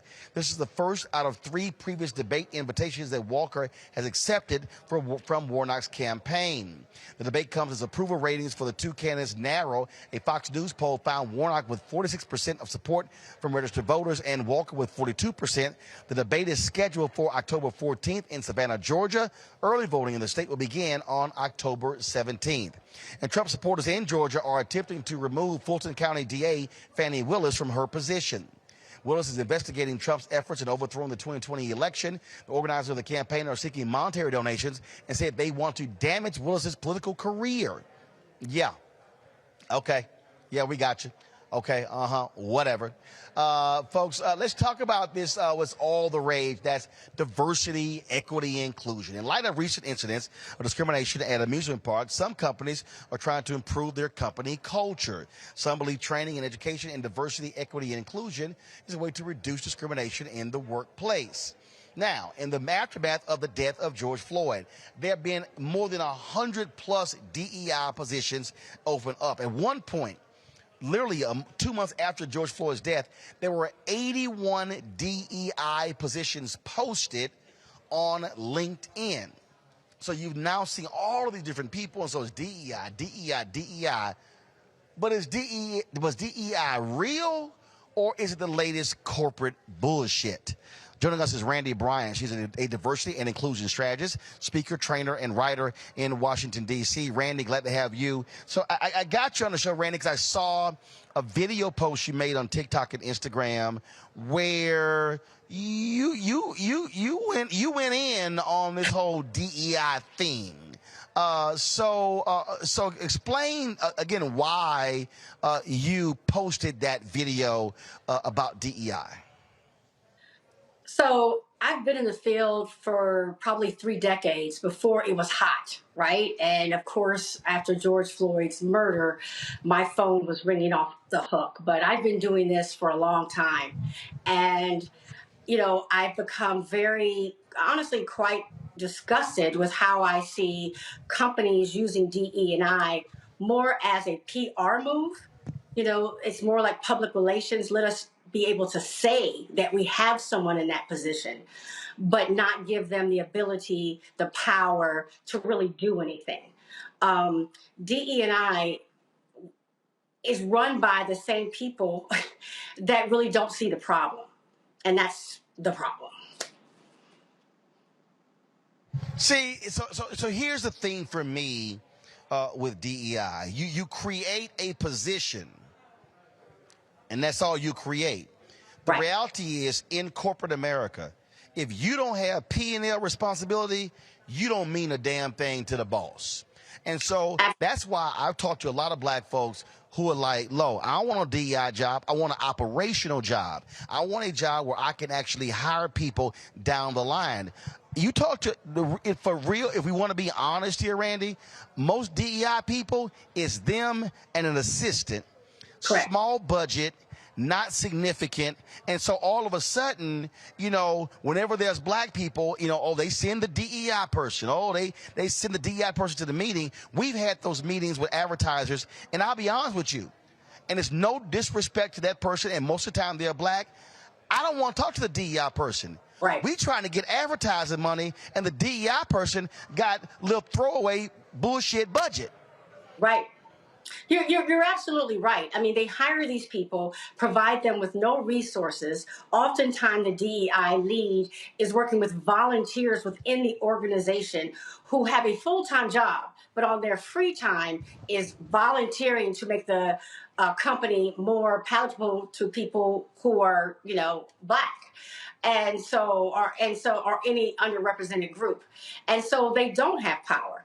They usually don't have money. They don't have really the support, because the problem is, if you look at the majority of companies, they are still run by white males, and white males don't see our issues as their issues. So they're not going to fund it. However, as the world is changing, I believe that they have no choice but to understand that they must change. I mean, the demographics, as we know, are changing. The lawsuits, the money that is paid out each year from discrimination lawsuits is crippling, which is great. I tell people, continue to do that. And DE&I is not just, there's a person who doesn't feel comfortable. What I try to explain to people is that it should be across the entire company. So let's talk about Sesame Place. They're talking about they're going to do some training. Training doesn't change anything. I've made a lot of money going into companies and doing a training. I cannot change a company's culture in 1, 2, or 3 trainings. It has to be where they value having an inclusive, diverse environment, and an inclusive, diverse environment for their customers as well, so much that they're looking at everything. So Sesame Place, for instance, they wouldn't just be looking at training but the person couldn't even get a job without asking certain questions to determine if they are ready to deal with diverse children. Just like they do with customer service, they do personality tests, but it hasn't mattered to them in the first place. It should be looking at the characters. Are the characters representative of this diverse world? They should be looking at the stories they're telling. It should be literally across the entire organization, and it should be tied to every department's bottom line. If a manager is not hiring diverse people, they don't get a bonus that year. If a manager is not getting good scores on inclusion, like if their staff is saying, no, we don't feel included, they don't get a bonus that year. If someone makes a mistake, they call it microaggressions to make these things sound innocent, although they can be very, very, very damaging, they're gone. There should be zero tolerance for this type of discrimination. But right now, they're not taking it seriously. I think back to when Al Newharth, here we are, NABJ, NAHJ, Al Newharth was the CEO of Gannett. And he said, we are going to be the leading company for diversity in media. And he said, I am going to attach your bonuses to this issue. Right. He said, we're going to elevate Black and Latino general managers, publishers, editors of newspapers. And he said, some of you are not going to like it. You are welcome to leave the company. And there were some people who were pissed off that he tied their bonuses to diversity. And he said, your ass can leave. And there were people who actually left, and he didn't care. That Gannett quickly went to the top in the industry. But here's what it did, Randy. It forced every other company in the industry to go. And I'm talking about Knight Ridder, Cox, all of them. Oh, my God. We got to do something because they were afraid of losing their Black and minority talent. To me, when it comes to DEI, if this thing ain't hardcore from the CEO and from the board, it's not real. Let me tell you something. Roland, I tell people don't take a DEI job if you're not reporting directly to the CEO. That tells you how serious. Say it again. There you go. There you go. Do not take it. You have to report to the CEO. That shows that they take it seriously. And let's be real about it. There are going to be some people who are going to give you pushback. So you have to have the CEO's name behind you. You have to have it for any sort of power to get any change to happen. It's the reason why I've always stayed. And look, No, go ahead. No, go ahead. I'm sorry. Go ahead. Go ahead. No, it's the reason why I've always stayed as a contractor. It's much easier usually because I don't report to anybody. So I can go in there, help people set up their strategy, act a little bit of a fool, right? Because I'm not worried about, oh my goodness, am I going to get fired? I have a little bit of leeway to help people out and say the things I say. Well, I'll also say this, Randy, and look, and I'm telling you as someone who's experienced this far too many times. One of the greatest impediments that we have experienced with the Black Star Network as we have been talking to companies about advertising has been the black DEI person. Mm-hmm.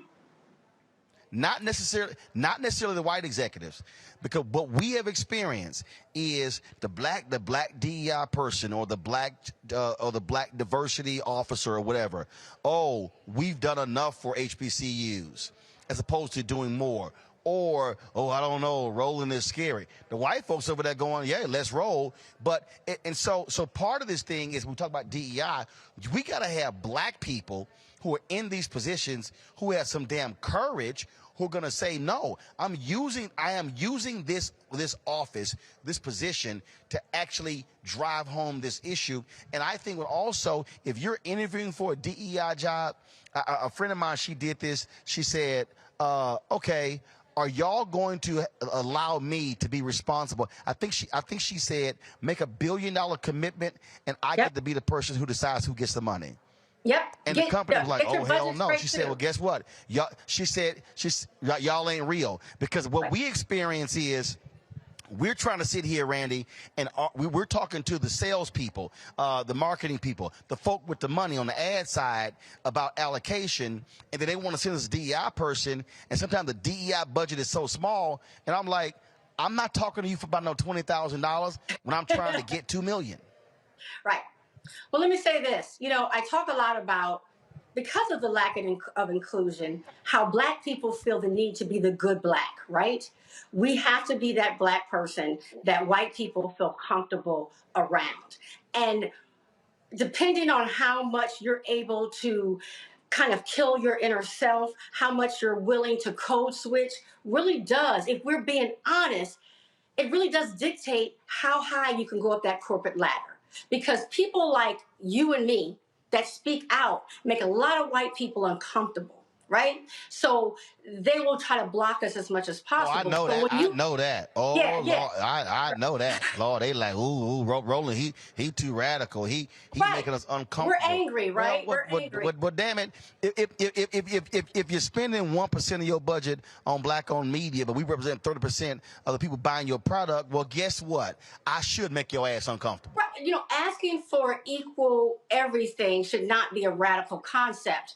But what you were saying is really accurate. Sometimes the DEI professional that gets hired, no offense to my colleagues, is the person who's really not down. They are the person that the white leaders knew that they could somewhat control. They are the person that they said, oh, we can give this person a good salary, a nice title, but we know they will do basically nothing. So that person is non-threatening to them. So that's the problem when you get these DEI people who are not making the moves that need to be made. To be in DEI, you have to be extremely courageous. And you have to care about it. The reason why I got into it early was because I really give a damn. And some people don't. And we just got to be honest. What they care about is that title and that money. Right. And let me say this here. I'm going to go to my panel next here, because here's what you're dealing with. You're dealing with largely a black person who has never made 150, 200, 250, 300,000, maybe 350,000, maybe $400,000. And so they're thinking about their family, their kids going to private school. They're thinking about their livelihood. I get it. But the reality is you are in the position, though, to be a change agent. You are supposed to be in the position to say, how are we including things? And I'm gonna say this, Randy. And I just want to just let me know if you have to. I'm sick of these black DEI people who want to walk red carpets, accept awards, take photos, and only want to spend money with us while you're putting on an event where it's a table and they're bringing out tickets to their people. That ain't driving wealth building with black people. I want to know, what are you doing on the contract side? The DEI person, to me, should be on the inside of the company raising hell going, I'm sorry, what's the holdup? Why have we been talking to this person for a year or a year and a half and we haven't signed a contract? What's going on here? And so, to me, you should not be a safe DEI person. You are supposed to be driving the agenda forward to be able to grow and build. That's just how I look at it. Your thoughts? No, you're absolutely right. And let me say this. The reason why people can't get anything done is they're not being honest about the fact that this is a country that was built on racism, right? And so DEI exists because we have to counteract the racist policies, the biased minds that we have running these companies. You know, people think DEI is this moral, altruistic area. It's not. It's really a division that is supposed to help right wrongs. Most people are going to hire people and promote different organizations that they feel comfortable with. Okay, the majority of CEOs and directors and vice presidents are white males, not because they're the most talented and highly qualified, but because they were hired by men just like them. And so we have to realize that we can't expect people to make these decisions to bring in the best talent or to advertise with the best fit for the black community. We have to recognize that they won't do it because it's not natural for them to do it. Our country has designed them, made their mindset not to do it. So DEI is supposed to come in and say, let me help you do what's right and what's smart. It's interesting to me that these companies think that they can get away with being so monocultural for so long when the world is changing and when they're making mistakes that can go viral in 5 minutes. This is not where you can do something wrong and just that town knows about it. It's a very small kept secret. Sesame Place, they made a mistake, not a mistake, it's more than a mistake. But I had people on my site on TikTok contacting me from places all over the world. So they will realize their reputation can be ruined very quickly and start giving power to their DEI departments. Because honestly, the strength of an organization, a company relies on. And I'm going to say this here, and I want to get your thoughts on this before I go to my panel. So panel, get ready. What this also means, I'm going to need that black board member. And I'm going to need those black senior executives to lean the hell in. Because part of this problem, Randy, and again, I have dealt with this here. I have witnessed this here. When I see companies that are barely spending any money on black-owned media, on black contracts, and I see 1 or 2 black board members, I'm literally saying, what the hell are you doing? What are you doing? How are you on the board not raising hell? And then you got the safe senior exec, and again coming up with all the damn excuses. And I'm going, we fought for you to be there to advocate for black people, not to simply fatten your check and get the stock options. Yeah. I mean, I'll say this as a person who's been on the inside. One, they make it very difficult. They give black people titles within these companies, but they don't give them power, just to these people's defense. But also, it becomes where if you really look at the stats, there's one of us in every company. That's just kind of it. And people are scared because they want to remain that one. Like you said, they've gotten used to a certain lifestyle. They have certain bills. They're sending their kids to the best places, and they lose sight of the larger cause, and really focus on themselves. Questions from my panel. I will start first with Breonna. Thank you so much for this conversation. It's definitely needed.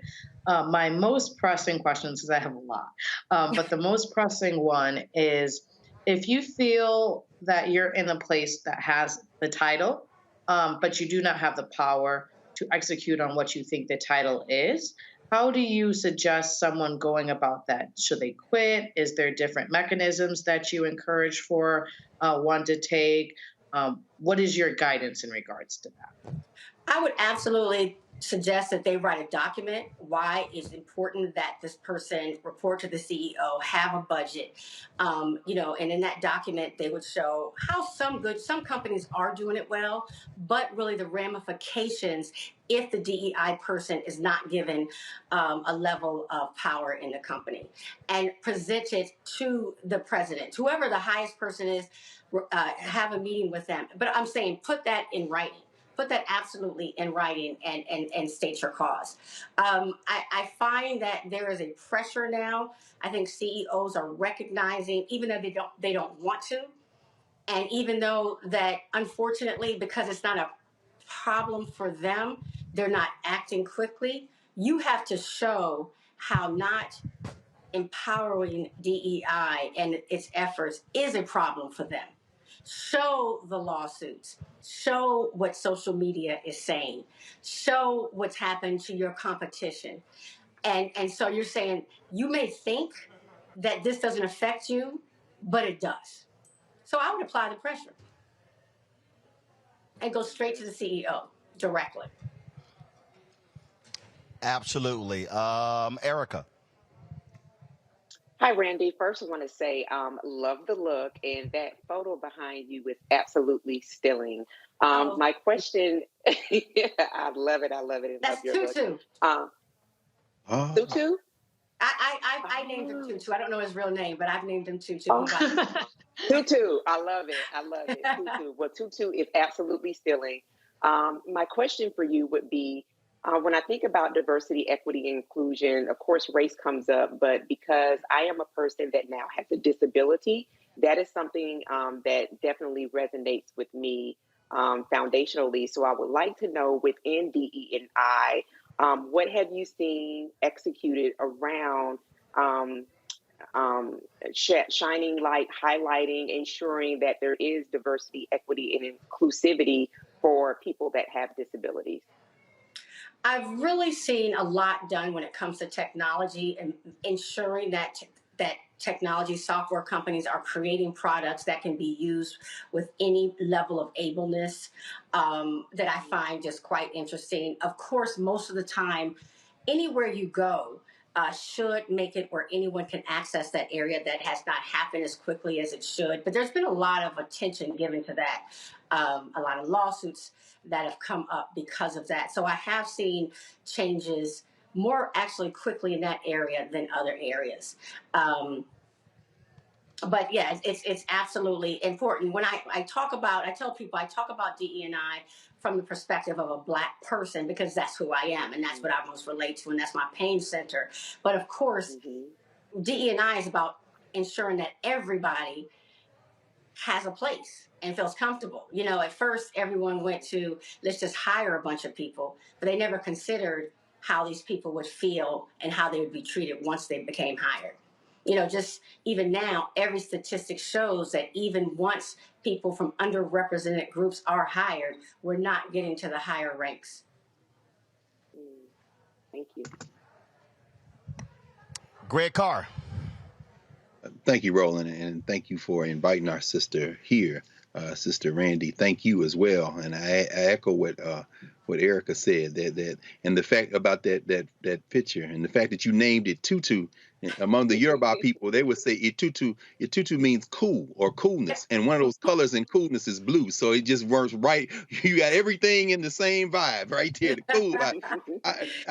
I'm particularly grateful to Roland for asking you to have this conversation with us tonight, because as a college teacher, I see these young people, particularly at our Black colleges, coming in, particularly in schools of business, schools of communication. And as you say, particularly in the wake of this so-called racial reckoning, these schools are being descended upon by these companies who are claiming, we want your students to come in and join us and partner with us. And I look at it as just a 21st century vocational education. As you say, you're trying to stop, you keep your shares from melting, keep yourself on top.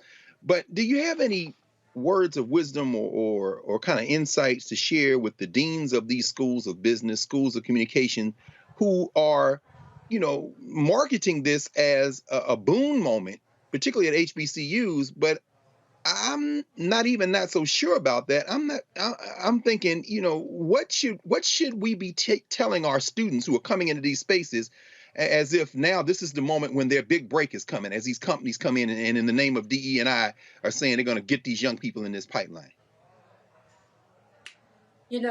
We have been trained as a people to be grateful, and absolutely we should be grateful. But get what you deserve. Recognize that you are in a position of power. These companies do need qualified Black employees. Okay? So go in there and demand what you want. If they say, oh, we're going to offer you a summer internship, right? What else? What's the money? What is my guarantee of getting a job? How will you support me the following school year? Ask for what you want. What am I so? Can you, I am always surprised at how the majority culture is always is comfortable asking for what they want and what they feel as if they deserve. And sometimes we are just so happy to say, oh, wow, I have a summer job at this big company. And I would say for these HBCUs, I have two sons that attend Hampton University right now. I would say to the career centers, I would say, what are you offering our students? No, actually, we would like this. Actually, for us to participate in your career fair, we want you to do A, B, C, and the third, not just for the entire school. Think about your power. I really like what Deion Sanders is doing, where he is saying, recognize your power and use it. So if, yes, they need students, what do the students need from them? What do they want from them? How does the school get better, and how is that student's life actually enriched, not just for a summer, but for long term? Excellent. Thank you.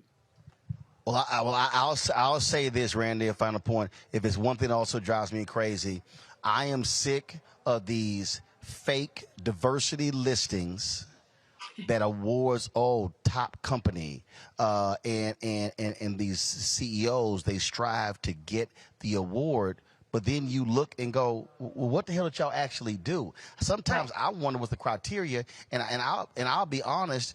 I think sometimes for some of these folks, it's a full-page magazine. Like, how are you actually determining, like, what's the best company for diversity when I look at this deal? And this is what I've said to our civil rights groups.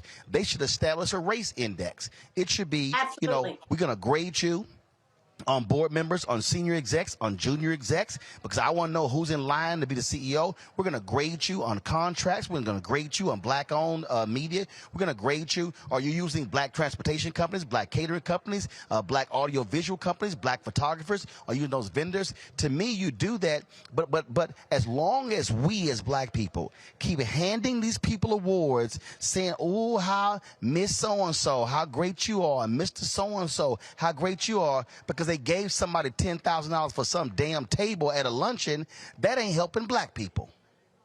Absolutely right.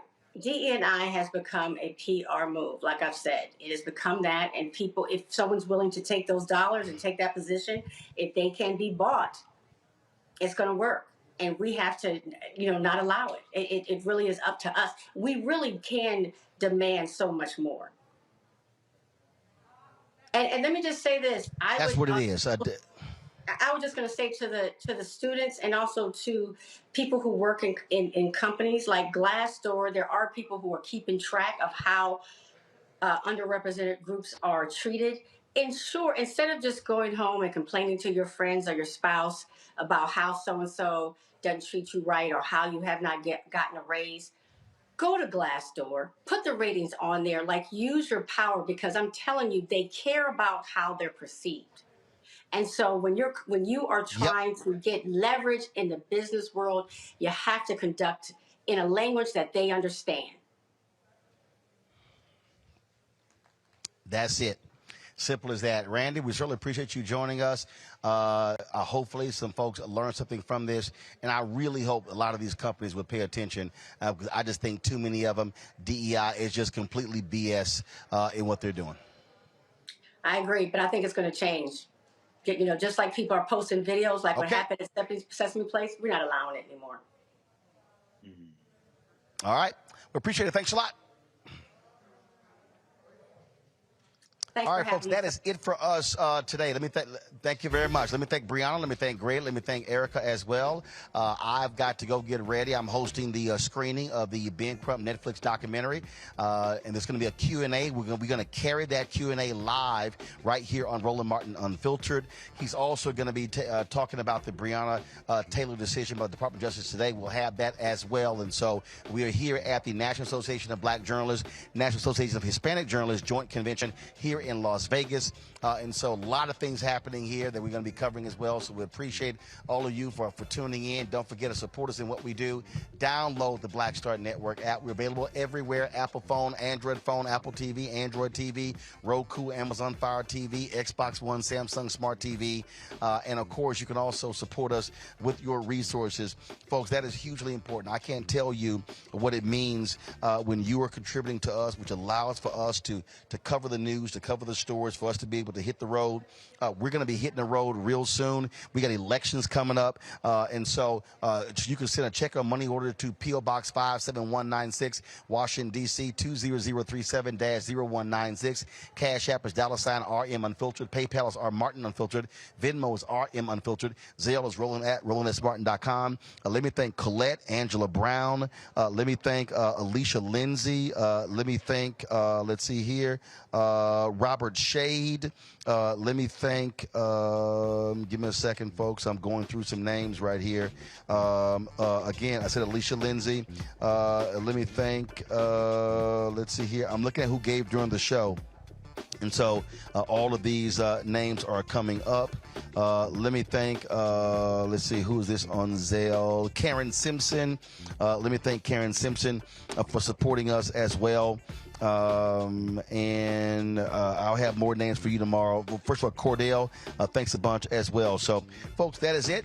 I will see y'all in a little bit later. For now, until then, I'll see you on Roland Martin Unfiltered on the Black Star Network, live from Las Vegas. Holla!